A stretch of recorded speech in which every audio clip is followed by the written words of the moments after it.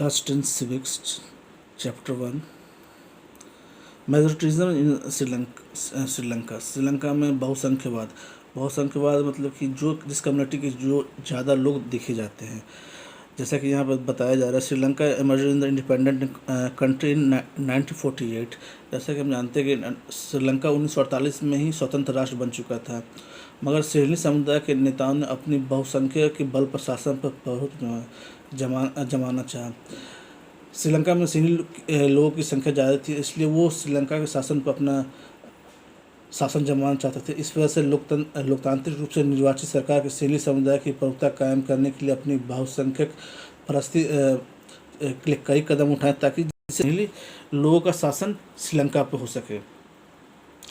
1956 में एक कानून बनाया गया जिसके तहत तमिल को दरकिनार कर दिया, यानी तमिल को साइड करते हुए सिडनी को एकमात्र राजभाषा घोषित कर दिया गया। विश्वविद्यालय और सरकारी नौकरियों में सिडनियों को प्राथमिकता देने की नीति भी चली। एक नए संविधान में यह भी प्रावधान किया गया था कि सरकार बौद्ध मत को संरक्षण और बढ़ावा भी देगी।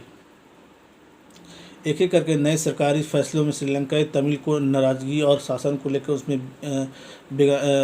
नाराज़गी बढ़ती गई। दूसरे शब्दों में कहा जाए तो सिडनी के अलावा जितने भी भाषाएं थी उनको उतना प्रोत्साहन नहीं दिया गया जितना सिडनी को दिया गया। उन्हें लगा कि बौद्ध धर्मावलंबी और सिडनियों के नेतृत्व वाली सारी राजनीतिक पार्टियां उनकी भाषा और संस्कृति को लेकर असंवेदनशील हैं। उन्हें लगा कि संविधान और सरकार की नीतियां उन्हें समान राजनीतिक अधिकार से वंचित कर रही हैं। नौकरियों और फायदों के अन्य कामों में उनके साथ साथ भेदभाव हो रहा है। जो तमिल के लोग थे उनको ऐसा लग रहा था कि उनके साथ वहाँ पर भेदभाव हो रहा है, भाषा के आधार पर उनके हितों की अनदेखी की जा रही है। परिणाम यह हुआ कि तमिल और सिडनी समुदाय के बीच के संबंध, जो आपसी संबंध थे, वो बिगड़ते ही चले गए।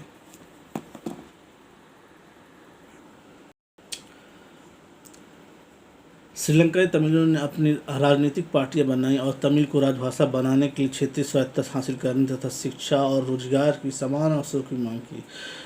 श्रीलंका में जो तमिल थे उन्होंने अपनी मांगें रखी। वो भी ये चाह रहे थे कि तमिल को राजभाषा का दर्जा दिया जाए, रोजगार में वहाँ के लोगों को भी समान अवसर प्रदान किया जाए। इसको लेकर दोनों पक्षों के बीच में काफ़ी संघर्ष हुए, लेकिन तमिलों की आज़ादी वाले इलाकों की स्वायत्तता की उनकी मांग को लगातार नकारा गया। मगर श्रीलंका में जो तमिल थे उनकी मांग को हमेशा ही नकारा ही गया। 1980 के दशक तक उत्तर पूर्वी श्रीलंका में स्वतंत्र तमिल इलम सरकार बनने की मांग को लेकर अनेक राजनीतिक संगठन बने। श्रीलंका दो समुदायों के पारस्परिक अविश्वास के बड़े टकराव के रूप में ले लिया गया। ऐसा भी देखने को मिला कि श्रीलंका में सिडनी और तमिल के रूप में आपसी टकराव बढ़ता ही चला गया। नतीजा यह हुआ कि यहाँ पर गृह युद्ध की स्थिति उत्पन्न हो गई।